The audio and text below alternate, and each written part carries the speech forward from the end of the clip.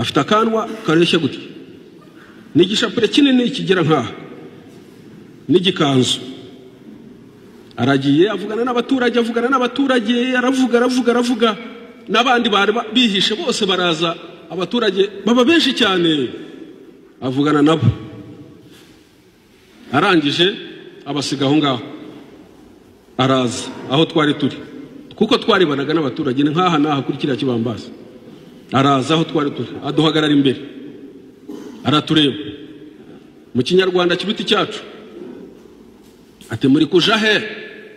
mwanya nazimbwa mwe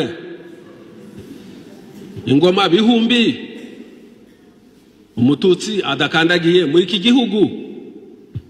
niba muri abagabo muhamaha njingarama mbahururize baze babahe amabere y'abanyoko abasore twari kumwe nari kumwe n'abasore babiri umwe yitwaga Fred yaje gupfa 91 nko mu kwezi kwa 9 undi yitwaga Gato nawe yaje kugwa mu rugano mu birunga barambwira bati aka nakaduye tukarasa ntoya murakarasa mwigendere ntigiye uzabibazwa kuko nige bahaye iyi force ntigiye uzasubiza ukuntu nishe umuzungu ni mu mwihorera zabagwa handi aragenda avugana n'abaturage baravugana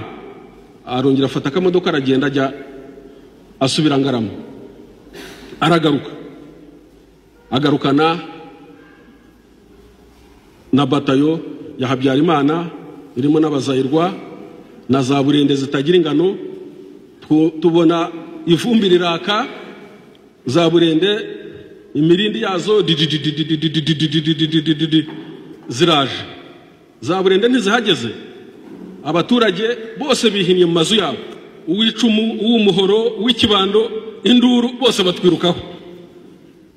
aho niho namenye ko intambara yo kubohora u Rwanda ikomeye cyane navuze nta iyi ngiyi izarwanwa n'umugabo ntabwo yoroshye abaturage bari terribly indoctrinated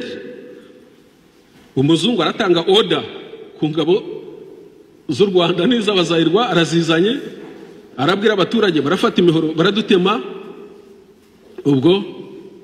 abasirikare banjye Burende ziratunyanyagije mu ntoki aho ngaho turiruka nakirijwe nuko narinze aho hantu nikubye kumuvumba gutya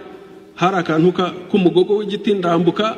mpinguka hitwa Gitengure agendaje musubira Nyagatare ntiturashize